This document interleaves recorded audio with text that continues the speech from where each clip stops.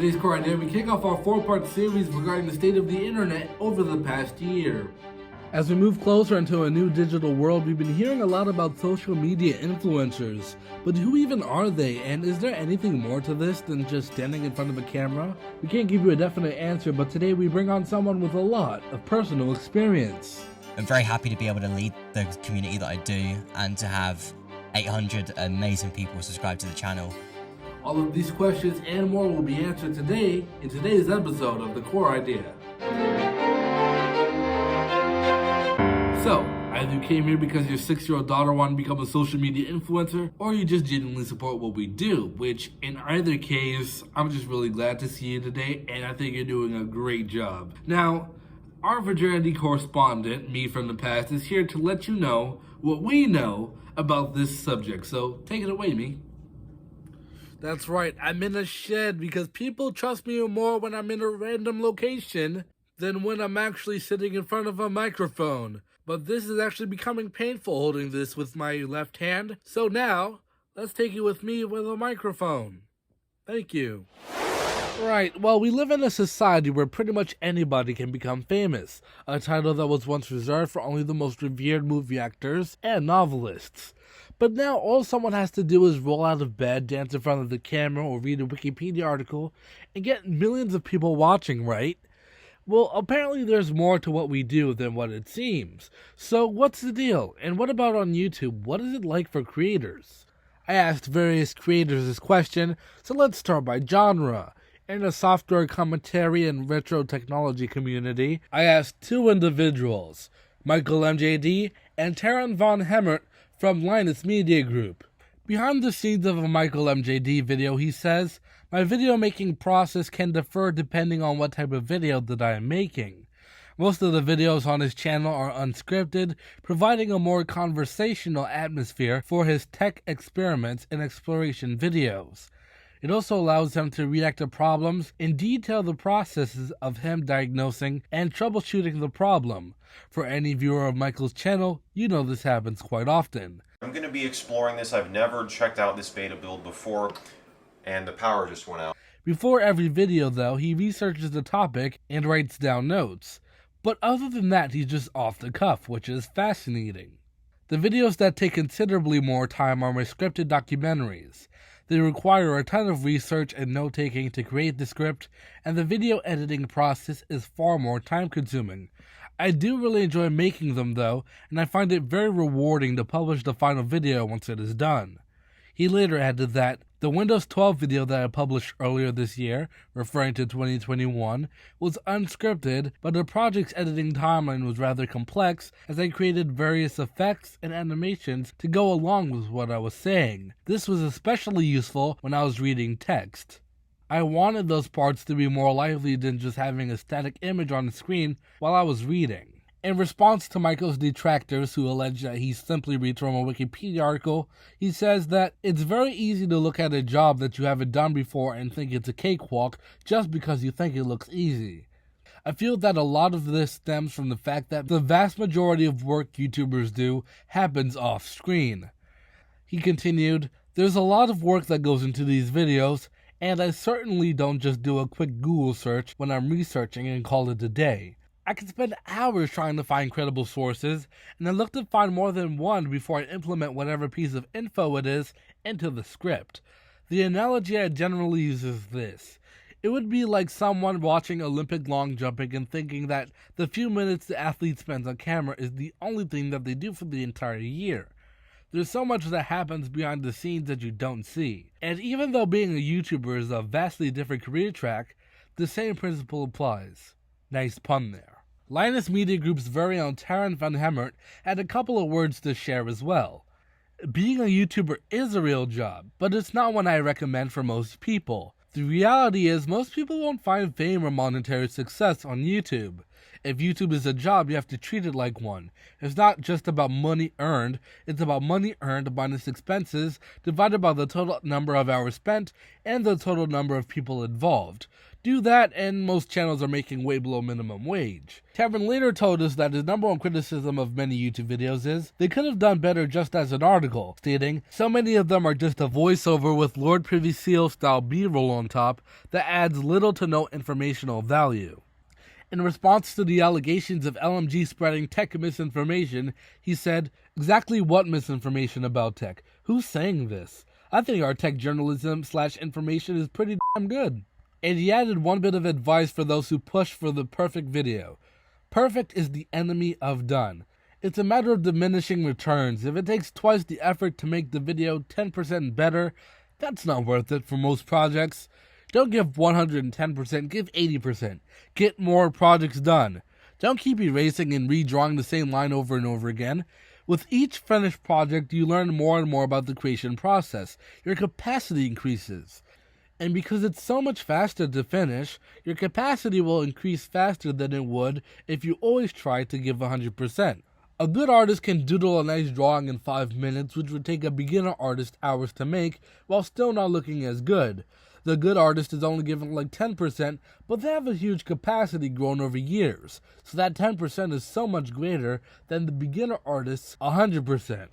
In the modeling and erotic market, I really didn't have it in me to DM an OnlyFans creator for their opinions. Plus, I wouldn't be able to really explain that to my parents, so here is a video I found on YouTube. So I just wrapped up the shoot for today. Normally I spend like an hour on a shoot, but today obviously it was probably like, I don't know, like 20 minutes. I did 2 fits. But normally I do around 5 outfits. I try to do a full week of content so that I'm not stressing if I have other plans throughout the week. I like to stay consistent with that because it's good to have your followers know when they can expect content, and it kind of builds that brand loyalty. This is a brand, so you want to produce content consistently and also consistent types of content so that your followers know what they're gonna get and they can expect that. And lastly, people on the app that has gained a bit of a negative reputation since its launch 3 years ago, TikTok. I spoke with a TikToker with over 1,000 followers who said, TikTok for me and for many other people is just a hobby, just like YouTube, Twitch, or any other creative platform.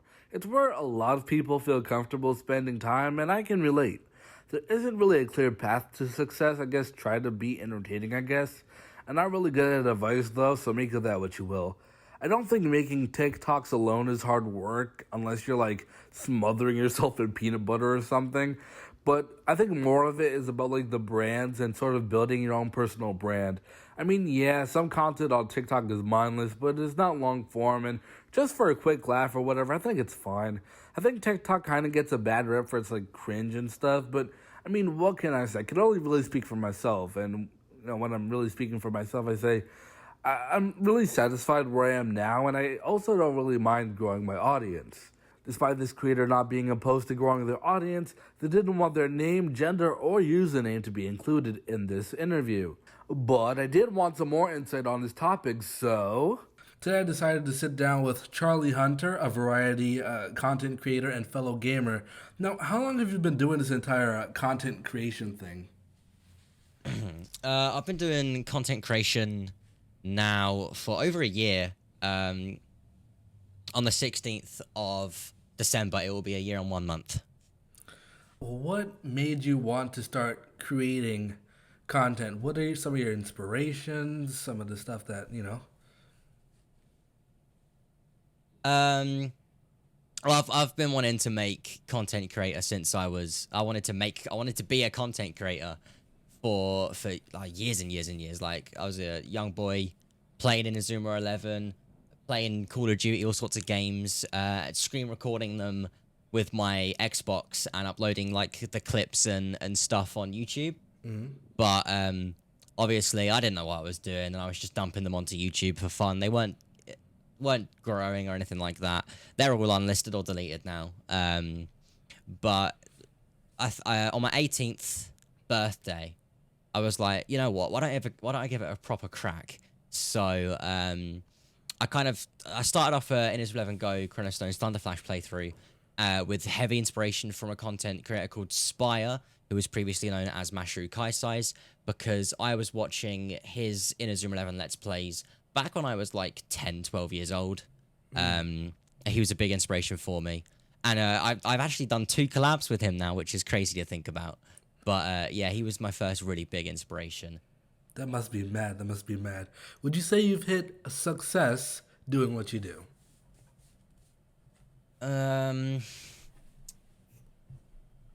To say I've hit success on with doing what I do, it kind of depends on your point of view or how you look at it. I'd very much like to say yes, and I don't want to sound like that creator, but I'm very happy to be able to lead the community that I do and to have 800 amazing people subscribe to the channel. But and I like to think I'm successful, and I'm very happy with where I am at the moment, and I look forward to the future. But at the same time, it doesn't really scale up, in my opinion. Like if you look at the other creators in my space, I'm still one of the smallest ones there, if that makes sense. Yeah. Which isn't a problem. But to say I've hit success depends on how you look at things. Yeah, definitely. So now that we're talking about that, I know recently you've had a bit of a run-in with YouTube. Would you mind telling us a little bit about that? Which run-in with YouTube? Well, whichever one you want to go about first. Let's talk about the copyright strike that I received, shall we? Yeah.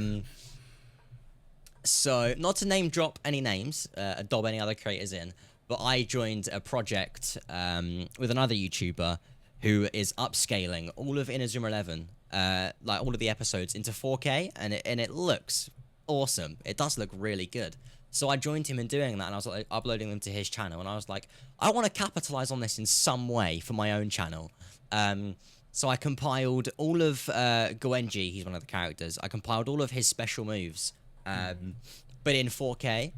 Now I don't know if that comes under transformative content in the fair use clause or whatever, but I believe that there is some change when upscaling like anime. I believe like you are providing a change to that content. You are changing it in some way. Hi, so I'm going to be popping in every now and again to offer additional insight or, of course, provide additional information that Charlie or I might not have considered or forgotten. Now, there's a good chance that this wouldn't be considered under fair use in the court of law. Here's why. Transformative works not only must change the work substantially, but mustn't substitute for the original work. Upscaling anything, while time-consuming, doesn't quite make much of a change to the original work, and may in fact serve as a substitute because most people wouldn't really watch an SD or 1080p version of a clip when a 4K version exists. Well, not only that, but I had transitions and like color changes and all that stuff on the video. Because believe me, I know how to dodge TV Tokyo's copyright strikes. I know how to do it. I've done it before. But this time, and normally they get content ID claimed. So even if I did have 1,000 subscribers and could make money off of the videos, like the TV Tokyo claims them, they would make any money off of any adverts that those videos got, and I'm completely fine with that because at the end of the day, I am using their stuff. Yeah. So I post it, and it gets content ID claimed. I'm like, oh yeah, that's fine. I expected that to happen. And for a month, they just sit there running ads on the video, claiming little bits of money because it's not going to give them much. But then a month after that, they just struck it down. They allowed it to sit there for a month, and I thought, oh, it's absolutely fine. I guess I can do more of these. And upscaling footage takes hours. You have to leave your PC on overnight for just one episode. Yeah. And I'd already done that. I'd done that to then make more of these videos. And a month later, the video just gets struck down for no reason. I can't appeal it because that could get me taken to court if I am wrong. I don't know if I am. I'm not educated on the subject enough. I should be. But if I appeal it and I'm wrong, I could go to court and all this stuff, and it was just a whole bunch of effort, and I can't afford to go to court. So it just sucked. It just really sucked. Do you think it has affected your channel anyway? I've heard of people getting shadow banned after one strike, so have you noticed a difference? No, I've not been shadow banned or anything like that. In fact, since then, my views have either stayed the same or gotten better. Gone higher, so I don't think anything like that has happened. It just sucks that I now have because at strike 1 nothing happens. It's just a strike. The video gets taken down. That's it. You get warned. If you get a second strike, while you have a first active strike, you can't post videos for 2 weeks. And if you get a third strike, your channel gets taken down. And it did make me panic because I have content ID claims on most of my videos that are in Zoom 11 based. And I was like, what if they start taking down more of them? Is my channel getting deleted today? But it was only the upscaling thing that they struck down. Everything else is completely fine. I guess upscaling is just something they don't agree with. But at the same time, I find that weird because there's a YouTuber who has 3 playlists of upscaled full episodes of Inazuma 11. So I don't really understand why I got targeted. Yeah. That must. I'm rambling. I don't know why. But yeah. So okay. So that's one run in. Sorry. What's the other run in that you've experienced? It's just a case of I've been warned about a video I posted. It was blocked worldwide for child endangerment. I never really spoke about that one because it just really weirded me out. But like it was an Inazuma 11 video. What? And I can't remember what exactly it was about, but YouTube flagged a video on an anime for child endangerment, and there was no child endangerment in the video. And I know Inazuma 11 can get a little bit wild, for example, stabbing children, but there was no child endangerment in this one, and they blocked it worldwide. And if I hadn't have taken it down, they'd have striked that one too. So that was weird. Wow. I haven't had anything else, so that is very insane. I'm sorry, I just find it weird. Child endangerment. Jesus. I wonder what could have been in that video that was that bad. Oh boy. I don't know. So, with that question in mind, do you see YouTube as a dying platform? Not in the slightest. No. I think that if they stop with these bad decisions that they've been doing recently, I only see YouTube as a place that's growing even more. We've got new generations of content creators springing up from absolutely nowhere. Tommy in it went from 1,000 to 10 million subscribers in the space of a year, which is nuts. And that's just going to keep happening because YouTube's algorithm it's the best. It is the best like video content creator like algorithm out there, and it can boost anyone up to insane heights. And there are very good creators having that happen to them. And I just think there's a massive future in YouTube as long as Google and YouTube keep doing the right things and making the right decisions. What with like YouTube gaming, we've got Ludwig who's just come over to YouTube gaming. YouTube gaming is going to end up bigger than Twitch. I can almost guarantee it. I think they're going to monopolize the market. I really think they're just going to own it all. It's going to be nuts. Yeah, definitely. I know you just mentioned Twitch. You are a Twitch streamer, right? At the moment, yes. How has your experience been on that platform? My experience with Twitch, it's very good, but at the same time, I'm not big enough on Twitch to ever really have any problems. The only problems I've ever had are with certain viewers or chatters, or getting like trolled. But as a streamer, you kind of expect that to happen. It's going to happen at some point. So it's just a case of being prepared for that and knowing how to handle it. Which is literally just like either tabbing out of the game you're playing and banning them, or asking a mod to ban them. So it's purely simple. And I've not had any run-ins or any problems with Twitch themselves. So yeah, it's been pretty good. Alrighty, so what's the difference between your Twitch content and your YouTube content? Because for like the people who don't really know who you are or are interested. Okay, so whereas on YouTube and YouTube's algorithm, posting variety can kick you in the butt. On Twitch, doesn't really matter because there's no kind of like boost, which sucks about Twitch. It's one thing I hate about Twitch is the fact that they don't have any kind of like promotion or anything like that. You can't put yourself out there on Twitch. The way you grow on Twitch is by growing other platforms and taking those viewers over to Twitch, which doesn't work too well most of the time. But it's gotten me an average of 10 viewers, 15 viewers, which I love those guys. But I digress. What was the question again? Yeah, so the difference with Twitch to YouTube is that, of course, on Twitch, I can do variety, and I can stream pretty much whatever game I want, whatever category I want. I can stream just chatting and people will turn up. I can stream Call of Duty and people will turn up. I can stream Inazuma 11 and people will turn up. I'm not restricted at all. And Twitch makes me money, so... That is... so do you think that... I don't want to really get too much into the money topic, because that can be a really a sensitive topic for some people. But do you think that you make more on Twitch or more on YouTube, roughly? I don't make a single cent from YouTube. You can't until you hit 1,000 subscribers. Oh, right. Jeez. And I would make more from... If I was monetized on YouTube, I'd make more from Twitch. Yeah. Wait, with they have with a the few CPM? accounts I have. I don't think my CPM would be too good to start with, because it would be like starting, but also the fact that obviously not a lot of my videos get 1,000 views, and if they do, they get content ID'd by TV Tokyo, so they'd get the money, not me. Yeah. What do you think, what is like the future of like HK16, like video ideas, take me behind all of that. At the moment, I'm kind of scraping the bottom of the barrel of Inazuma 11, because while I keep saying that I want to start moving on into variety content, it's a very, very scary prospect to change after doing a year of the same thing and loving doing the same thing for a year. But it's kind of starting to feel burnout from making Inazuma 11 videos. But at the same time, I still love making Inazuma 11 videos. It's a very harsh contradiction. Stuck between a bit of a rock and a hard place on that. But I definitely am looking forward to branch out into more variety stuff. But until Inazuma 11 is completely dry and I have to stop beating the dead horse, there will be Inazuma 11 on my channel. It's not leaving anytime soon.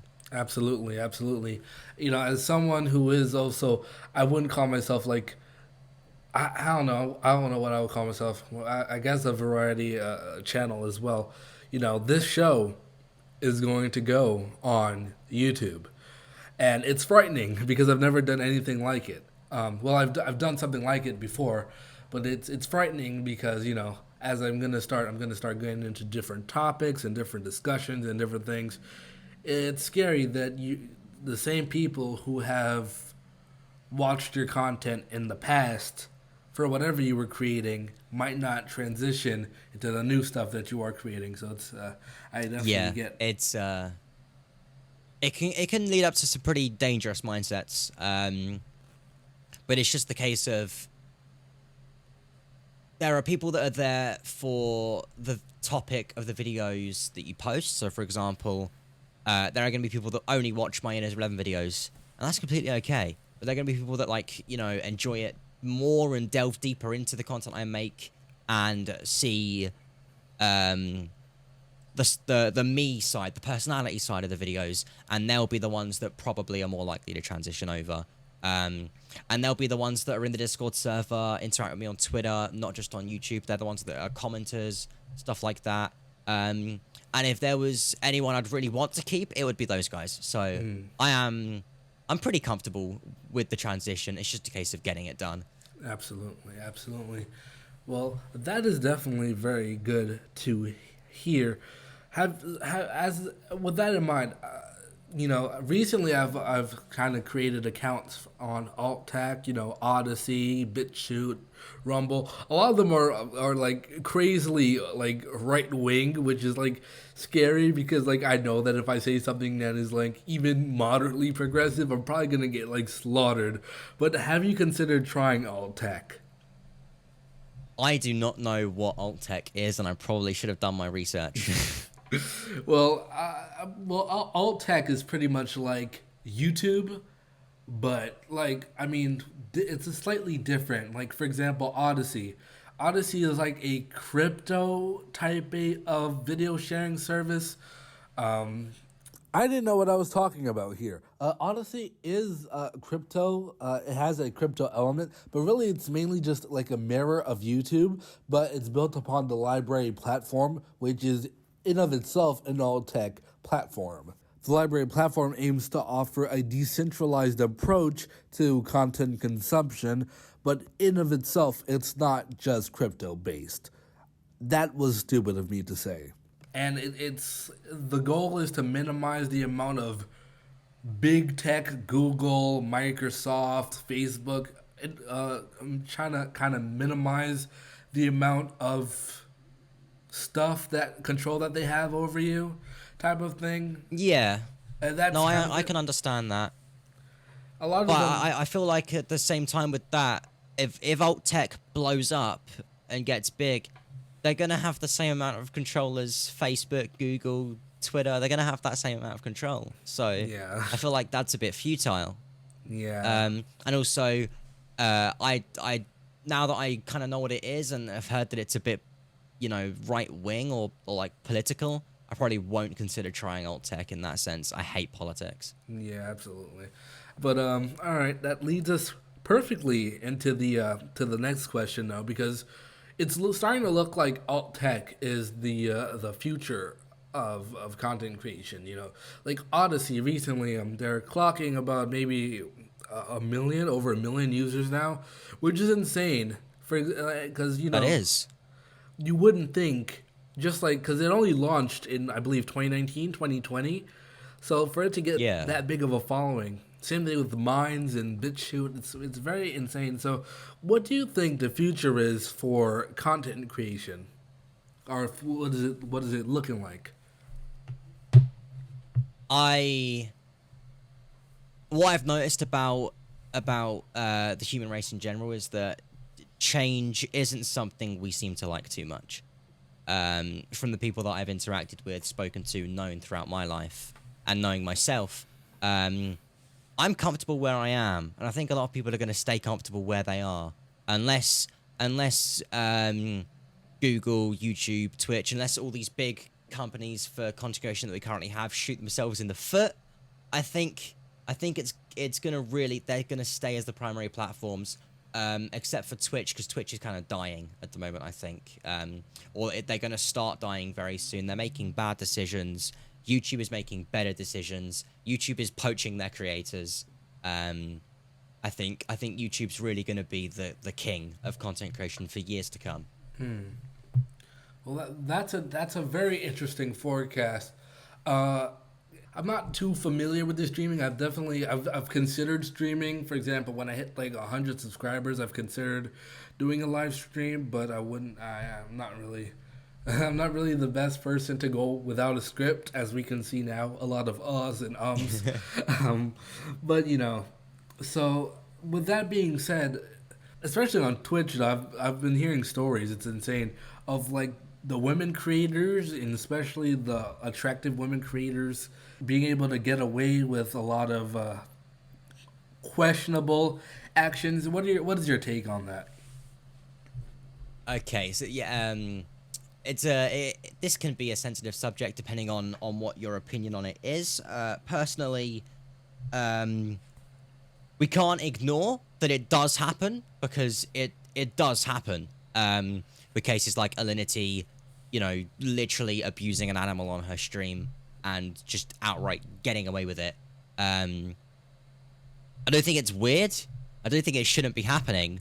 But I don't really know how best to put it, because obviously, well, not obviously, but you could easily say that it's happening because she is an attractive woman. But at the same time, you don't know what goes on behind the scenes at Twitch and the talks they have in between partners and stuff like that. You've also got to think, Alinity makes Twitch a lot of money. Unless she really, really, really messes up, they aren't going to ban her. They aren't going to ban Amaranth. They just aren't. These are their top earners. And Twitch is a platform that does not make profit. The amount of money it costs to run the servers to host a streaming site is nuts. And when you think about it, Twitch has millions of streamers. Only 1% of them are making a living wage. Twitch needs all the content creators that make the money as they can get. So they aren't going to be banning people left, right, and center for little mishaps like a nip slip. Of course, when community uproar happens with things like throwing your cat over your head, there should be punishment given. But you can also at the same time not really expect it, because it's not the best move for Twitch, because the bad PR blows over eventually. I barely hear anyone talking about Alinity and her cat anymore, just as an example. I barely hear it get brought up. But it's the people that constantly drone on about, because there's a difference between attractive women creators getting in controversy and getting let off with it, which of course isn't okay, but it doesn't affect me too much, I don't think. What upsets me about the whole thing is when male creators will drone on and complain that that it's wrong that a woman can show cleavage on stream and get away with it, and it gets the money and all this stuff, because that's her body. She isn't breaking the terms of service of the website. That isn't exactly true. In Section 9 of Twitch's own TOS, it states, you agree that you will comply with these terms of service and Twitch's community guidelines and will not create, upload, transmit, distribute, or store any content that is inaccurate, unlawful, infringing, defamatory, obscene, pornographic, invasive of privacy or publicity rights, harassing, threatening, abusive, inflammatory, or otherwise objectionable. Anyways, let's get on with the interview. So what? Little 12-year-old boys on the internet get horny and watch their streams. It doesn't matter to you. It doesn't affect you, or it shouldn't matter to you, because that's how they make their livelihood. That's how they're comfortable making their livelihood. And they're making a livelihood. You are jealous because you don't have a pair of boobs. You can't do anything about that. Be entertaining, you will make money. It's as simple as that. It's not because you don't have a pair of boobs that you aren't making money on Twitch. It's because you're a boring bastard. And that's pretty much my take on it, to be honest. I don't have a pair of tits, but I make a decent amount. For someone who gets 15 viewers on Twitch a stream, I make a decent amount of money. I won't disclose how much, but I make a decent amount of money off of Twitch. And I don't have a pair of boobs, so I must be pretty entertaining, huh? Yeah. Well, that was a very entertaining rant, to say the least. With that in mind, what does the production of an HK16 video look like? Okay. So we go through a few stages, me and my brain. So normally, because I'm not the kind of guy that can sit and brainstorm for hours on video ideas and stuff like that. I'm more of the type that gets randomly inspired by things. I'll be browsing through YouTube or watching someone's live stream on Twitch, or sometimes even watching Netflix or something like that, and snappy fingers, a video idea will pop into my head. And if I'm actively able to then go and write it down or get started on it, then I will. But if not, I'll put it in my notes. Because I do have a notepad with video ideas in it. I'll put it in my notes, what it's about, kind of thing, and then start planning it properly when I have the time. Once a video is planned, it'll be a case of, do I need to make new graphics for this video? If I do, I'll hop on Photoshop and get that sorted. Then start up OBS, get the video recorded. If it's like a collab idea, I'll hit the other creator up, make sure everything's all right, set a date, that kind of thing. It's all pretty standard. And then I'll spend however long it takes to edit the video, and then get it up. And while it's uploading, make a thumbnail. With the AMVs, it's a bit different. With the AMVs that I make, animated music videos, they do take real searching for inspiration.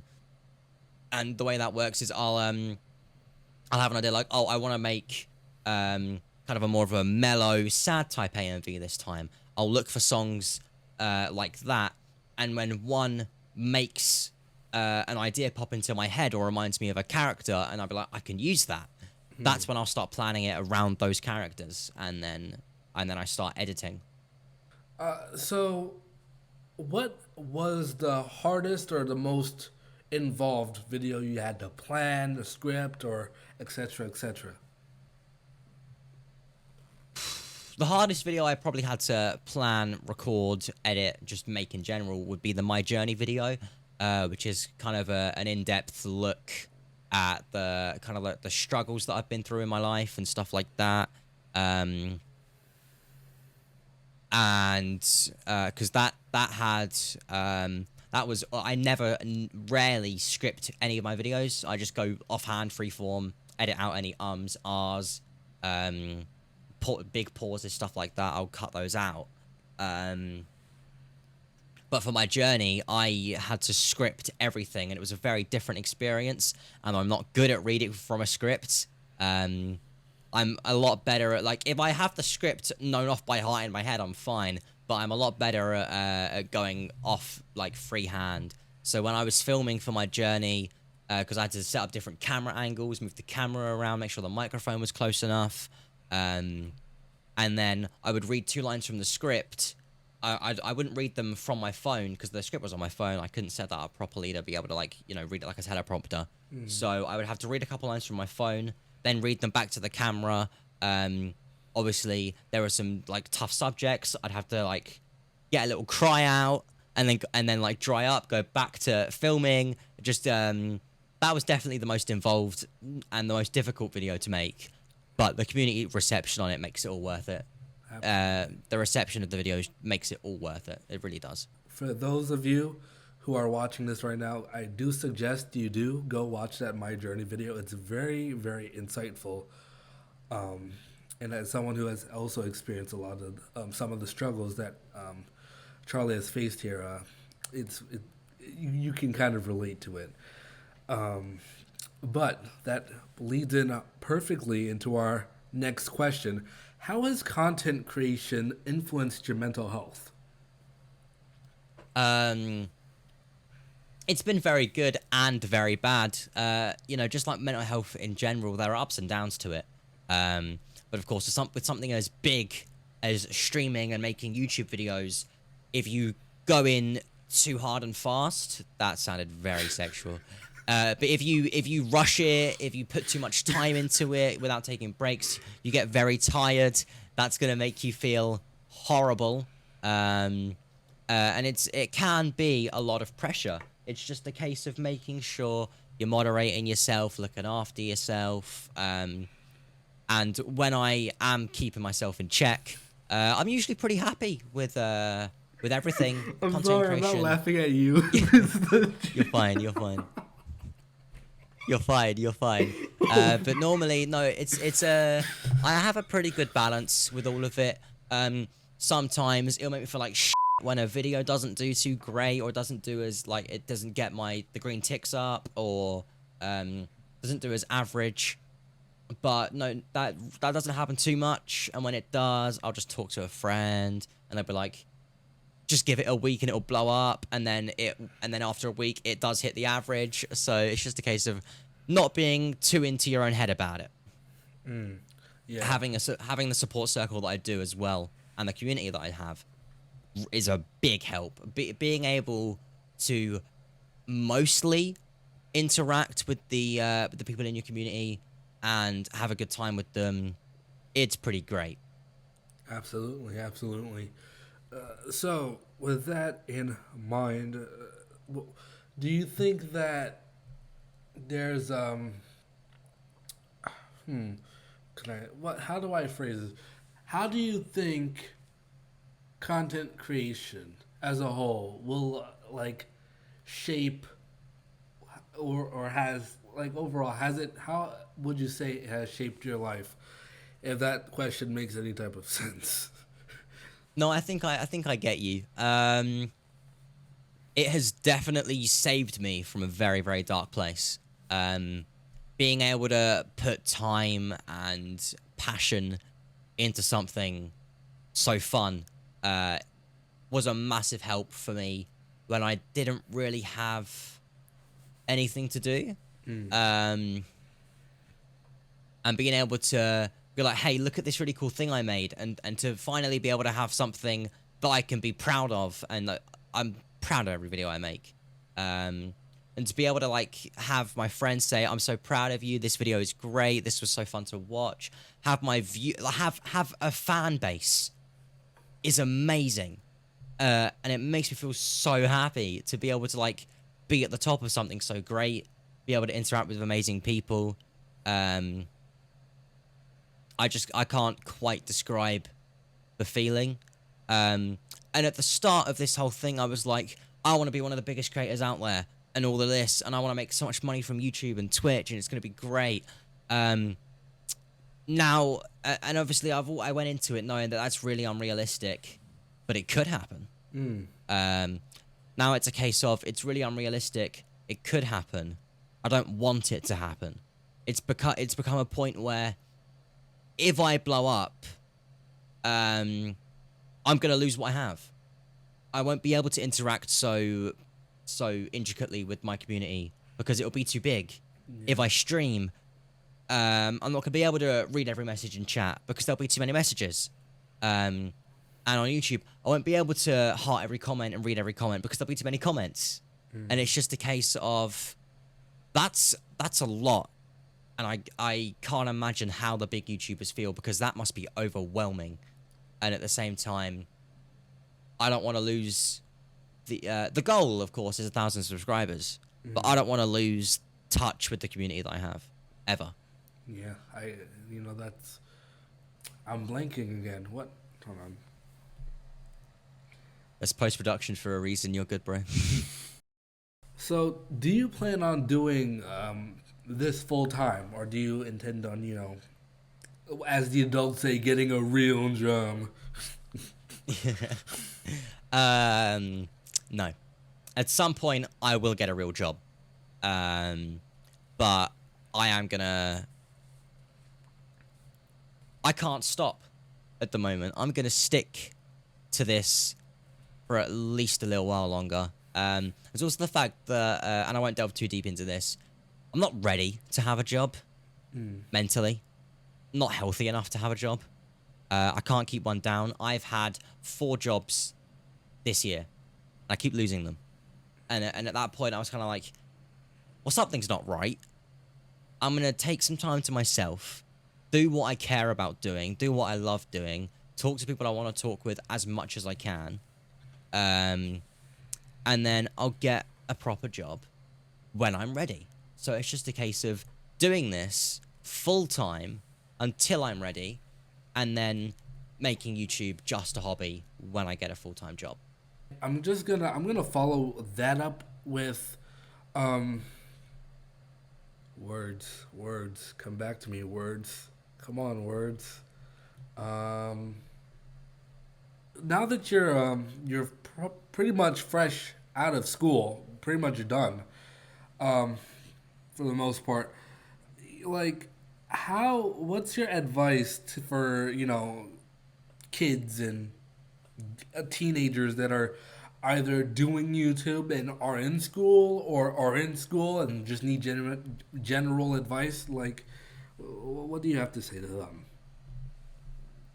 Okay, so for any that don't know, I dropped out of school when I was 15. So 4 years ago, I've not been in school. And that means that I didn't get the same qualifications as someone who would have finished school did until I was 18. And there are a lot of 16, 17-year-olds that will be in part-time work at that point, and I didn't have that opportunity because I didn't have a piece of paper that said I was smart enough, which is bullshit. But it's turned into a point now where jobs don't require as much to hire people, and I'm definitely not going to recommend that you follow my path and drop out of school. But at the same time, I had very good reasons for leaving school. I was very, very mentally unhealthy. But at the same time, there are times where I regret dropping out of school. I regret not getting that piece of paper. I regret missing a year of having friends and having that school life and all of that. And I know that school can be a very, very hard time. It can suck. And unless I would say, because this is what I should have done, slash kind of what I did, because I was very, very on the verge of being severely, severely unhealthy. But unless you get to that point, stick it out. Stick it out. Tests can be stressful. Learning can be stressful. Social interactions can be stressful. They can be very, very hard. I have Asperger's syndrome, which means I'm on the autistic spectrum. So social interactions, very hard for someone like me. And there are a lot of people like that out there in the world. but stick at it, because you'll learn, you'll get better in social situations, you'll get better at doing your tests and revising and learning everything. You get used to it, you'll be able to do it, and then you get your piece of paper that says, oh hey, I'm this good at maths and I'm this good at English, so people can hire me. Once you get that, there's all that stress is gone. All that stress is gone. You're gonna find it an easier time getting hired by people. So unless you really can't, stick to school, get through it, get out the other side, and you're gonna have a better time. As for those that are doing YouTube while they're in school, do your best not to let your classmates find out that you do YouTube. Mine did when I was at school, and they bullied me. So do try your best to not let that leak out. But at the same time, make sure you have a good balance between doing your schoolwork and your YouTube work, because at the end of the day, YouTube is work. It is work. Make sure you have a good balance, and I'd probably prioritize getting your schoolwork done if you are making YouTube videos, streaming on Twitch, whatever kind of content creation you're doing, and are also in school. School needs to be your priority, because it sets you up for life. Absolutely, absolutely. As someone who is in that position right now, where you know, it's kind of hard to strike that balance between, you know, okay, how am I gonna plan out this video, but also make sure that I'm not getting 69s on every Spanish test I get, you know. So that's definitely some very good advice. You did mention that you have Asperger's syndrome, and I would like to say that I also was diagnosed with that. How has that really affected your social space and being able to make friends and start relationships and etc.? For a long time, it was very, very difficult. I didn't understand people at all. Didn't have a sarcasm detector. I couldn't read people. But at the same time, it's a case of you learn how to act in social situations, and you learn how to talk to people, look them in the eyes when you speak to them so you don't come across as rude, smile when you say hello, that kind of... I never used to do any of that kind of stuff, but you learn how to do it, and then it just becomes second nature at a certain point. It's like your brain kind of turns on. It's like, oh, social situation, got to act like a human now. And I've been learning that for 19 years. It's kind of easy now.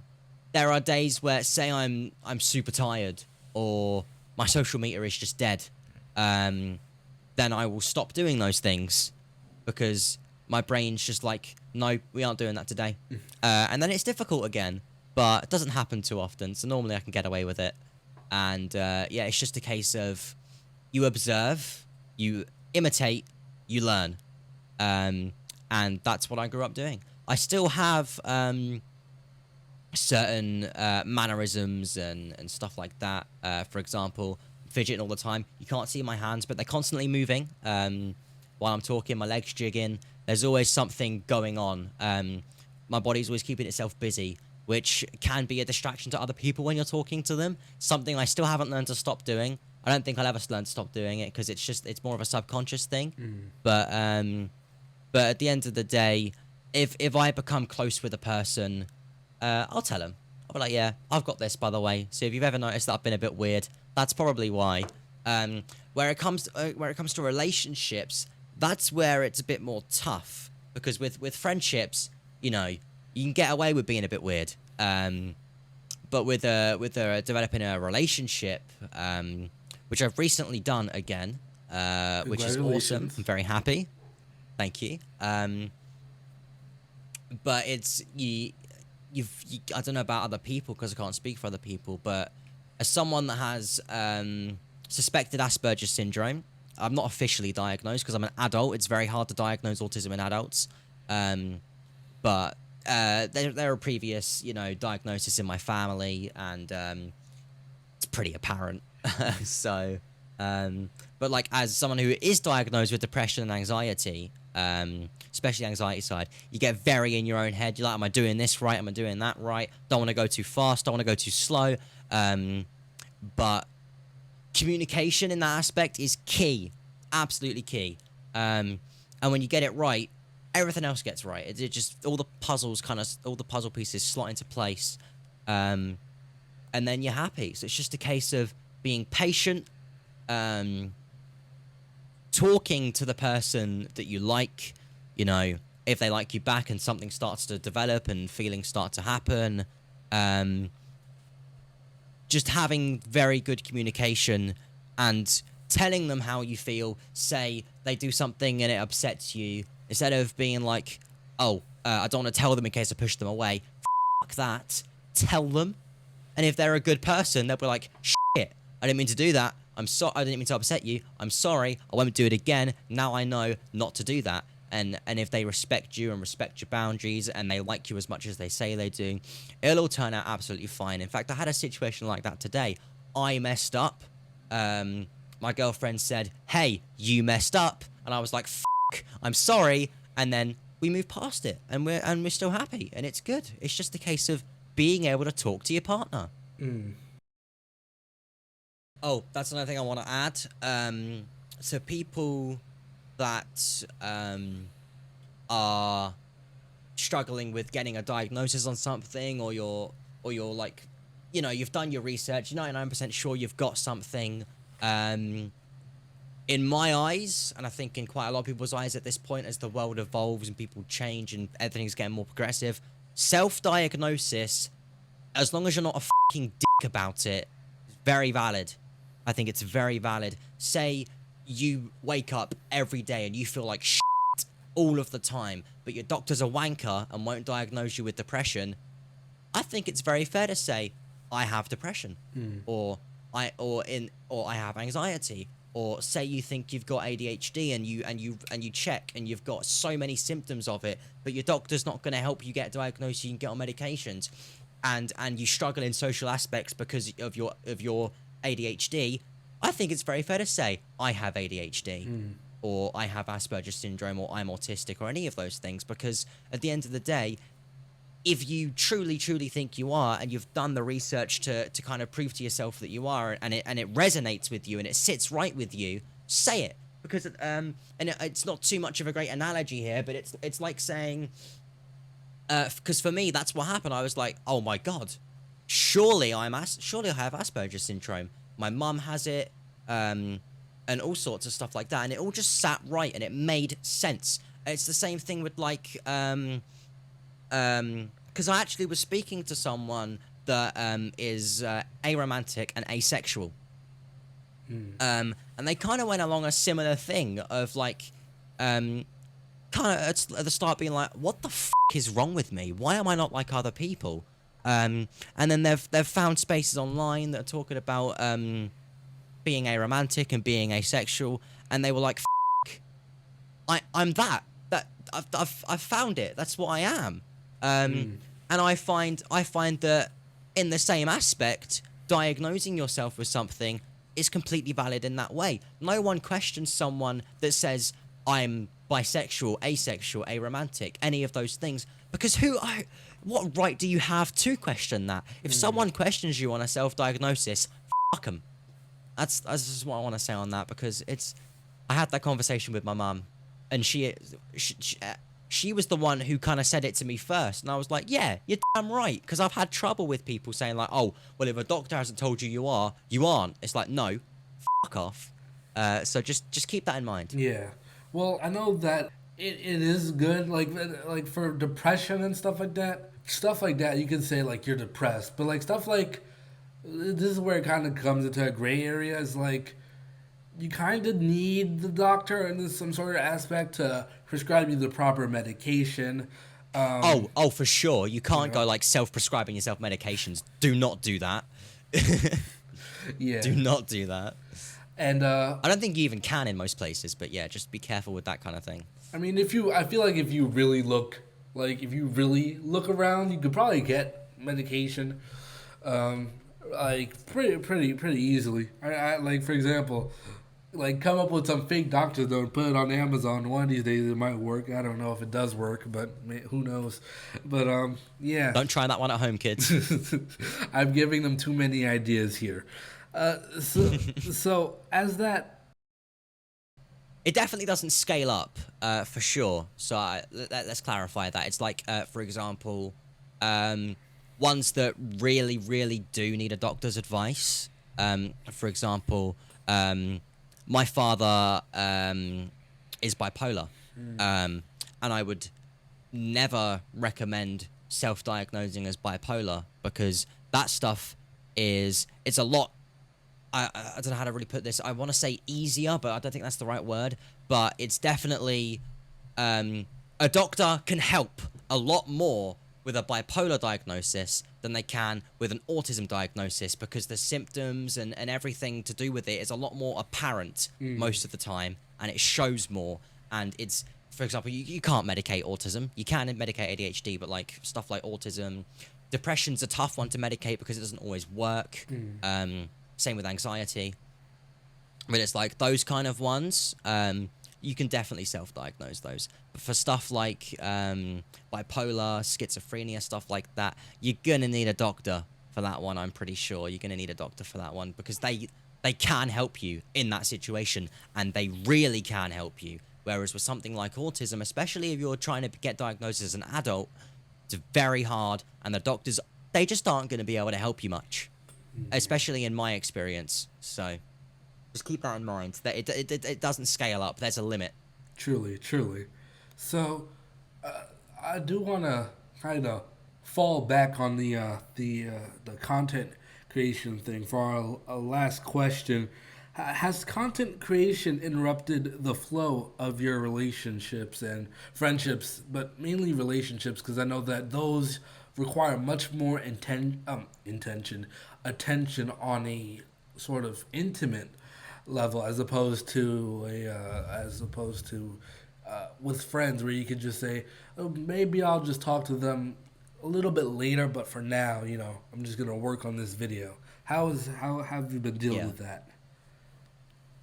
Okay, so for me, and of course I can't speak for other people on this, but if I meet someone and get romantically involved with them outside of the YouTube space and that community kind of thing, then it becomes a case of I will tell them about it, I'll show them it, and I'll be like, hey, I am good at finding a balance between my love and friendships and all that kind of life and my YouTube and work life.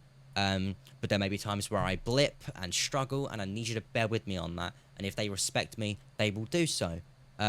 With friends and lovers, but with what's going on right now, it's a case of I met my girl through the YouTube space, and she's a Twitch streamer, so it's like she has so much more of an insight and understanding of how it works, and